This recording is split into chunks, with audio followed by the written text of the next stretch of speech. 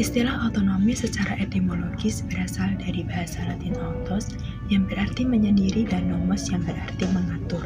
Sehingga otonomi dapat diartikan sebagai pengaturan diri, pengaturan, atau pemerintahan sendiri.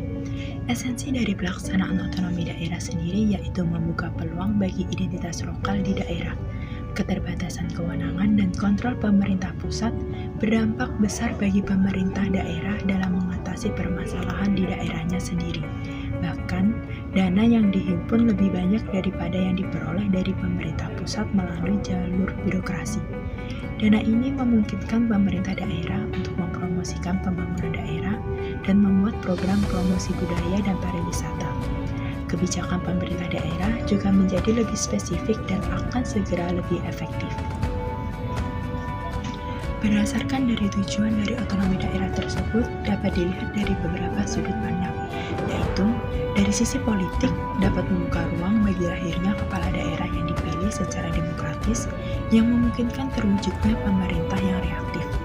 Dari segi ekonomi, otonomi daerah akan membuka peluang bagi pemerintah di daerah untuk mengembangkan kebijakan yang bersifat daerah atau lokal untuk mengoptimalkan potensi daerah. Dapat mengetahui masalah-masalah yang menjadi kewenangan atau acuan program suatu daerah dalam meningkatkan produktivitas dalam bidang tertentu. Mengetahui sejauh mana arah dan sasaran suatu daerah dalam pencapaian menuju daerah yang otonom. Mengetahui sejauh mana tingkat keberhasilan dalam pencapaian program atau bidang tertentu sehingga suatu daerah bisa menjadi daerah otonom. Lalu, manfaat otonomi daerah berdasarkan Undang-Undang Nomor 32 Tahun 2004 tentang Pemerintahan Daerah. Otonomi daerah memiliki manfaat yaitu mengatur dan mengurus sendiri urusan pemerintahannya, memilih pimpinan daerah sesuai keinginan rakyat, mengelola aparatur daerah otonom tersebut, mengelola kekayaan daerah, memungut pajak daerah dan retribusi daerah, mendapatkan bagi hasil dari pengelolaan sumber daya alam dan sumber daya lainnya yang berada di daerah, mendapatkan sumber-sumber pendapatan lain yang sah, mendapatkan hak lainnya yang diatur dalam peraturan perundang-undangan. Dalam upaya membangun ekonomi kerakyatan, pemerintah telah memberikan arahan untuk melakukan pengembangan UMKM naik kelas dan modernisasi koperasi. Peran UMKM sangat besar untuk pertumbuhan perekonomian Indonesia, dengan jumlahnya mencapai 99% dari keseluruhan unit usaha. Kontribusi UMKM terhadap PDB juga mencapai 60,5% dan terhadap penyerapan tenaga kerja adalah 96,9% dari total penyerapan tenaga kerja nasional. Sebagai salah satu pilar perekonomian Indonesia, UMKM memiliki peran yang signifikan yaitu sebagai berikut. UMKM memiliki kontribusi besar terhadap PDB yaitu 61,97% dari total PDB nasional pada tahun 2020. UMKM menyerap tenaga kerja dengan jumlah 97%, sehingga jumlah UMKM yang banyak berbanding lurus dengan banyaknya lapangan pekerjaan di Indonesia, sehingga UMKM memiliki andil besar dalam penyerapan tenaga kerja. UMKM menyerap kredit terbesar pada tahun 2018 sebesar kurang lebih 1 triliun. Penurunan jumlah UMKM dan kontribusi UMKM terhadap PDB Indonesia disebabkan oleh pandemi sejak 2020 lalu. Permasalahan yang dialami UMKM adalah sebagai berikut. Perubahan pola konsumsi barang dan jasa masyarakat di masa pandemi yaitu dari offline dan ke online. UMKM mengalami permasalahan tenaga kerja akibat pemberlakuan PSBB atau pembatasan sosial berskala besar, hambatan distribusi produk, dan kesulitan bahan baku produksi. Upaya pemerintah untuk memajukan UMKM Indonesia adalah sebagai berikut. Dengan dibuatnya Undang-Undang Cipta Kerja, adanya program PEN, Kredit Usaha Rakyat atau KUR, Gerakan Nasional Bangga Buatan Indonesia atau Kernas BBI, dan perluasan ekspor produk Indonesia melalui ASEAN Online Sale Day atau AOSD.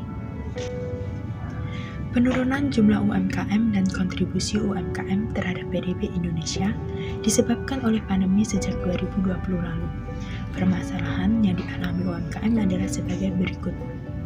Perubahan pola konsumsi barang dan jasa masyarakat di masa pandemi yaitu dari offline dan ke online. UMKM mengalami permasalahan tenaga kerja akibat pemberlakuan PSBB atau pembatasan sosial berskala besar, hambatan distribusi produk, dan kesulitan bahan baku produksi. Upaya pemerintah untuk memajukan UMKM Indonesia adalah sebagai berikut, dengan dibuatnya Undang-Undang Cipta Kerja, adanya program PEN, Kredit Usaha Rakyat atau KUR, Gerakan Nasional Bangga Buatan Indonesia atau Gernas PBI, dan perluasan ekspor produk Indonesia melalui ASEAN Online Sale Day atau AOSD.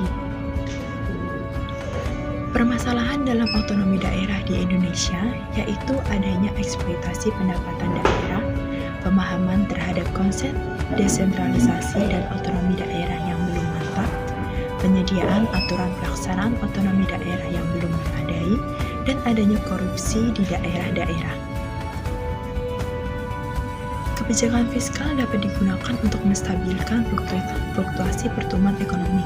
Apabila perekonomian berada dalam resesi, kebijakan fiskal ekspansif dapat mendorong permintaan akan barang dan jasa dan menstimulus pertumbuhan ekonomi. Sebaliknya, kebijakan fiskal dapat membantu mendinginkan perekonomian yang overhead melalui pengetatan fiskal. Dengan demikian, kebijakan fiskal yang tepat untuk meredam siklus bisnis adalah kebijakan fiskal yang kontrasiklikal. Kebijakan fiskal menaikkan dan menurunkan pajak yang dilakukan pemerintah sangat berpengaruh terhadap perekonomian negara. Saat terjadi inflasi, pemerintah akan menaikkan tarif pajak. Dengan naiknya tarif tersebut, otomatis jumlah investasi akan menurun. Sementara saat ekonomi memburuk, tarif pajak akan diturunkan sehingga pertumbuhan inflasi bisa tumbuh cepat. Akibatnya, pertumbuhan ekonomi semakin membaik dan negara memperoleh penerimaan yang besar. Munculnya globalisasi tentunya membawa dampak bagi kehidupan suatu negara, termasuk Indonesia. Dampak globalisasi tersebut meliputi dampak positif dan dampak negatif di berbagai bidang kehidupan, seperti kehidupan politik, ekonomi, media hukum, sosial budaya, dan lain-lain. Adapun saat Indonesia menghadapi globalisasi yaitu peningkatan daya saing ekonomi, peningkatan laju ekspor, pemberdayaan UMKM, dan perbaikan infrastruktur serta ketahanan ekonomi. Ada 3 hal tantangan SDM dalam globalisasi, yaitu mudah menempatkan keterampilan yang kuat di tempat yang dibutuhkan dengan mengabaikan lokasi geografisnya, diseminasi pengetahuan dan inovasi, mengenali dan mengembangkan bakat secara global, dapat berfungsi secara efektif dalam sebuah organisasi global, dan mengembangkan kemampuannya. Strategi mengembangkan SDM pada perusahaan dalam menghadapi persaingan global yaitu dengan adanya pelatihan atau training. Training biasanya diberikan kepada pegawai untuk memahami lebih jauh visi dan misi perusahaan, bagaimana cara bekerja dan memenuhi target yang diberikan, serta untuk kepentingan sosial seperti menjalin kedekatan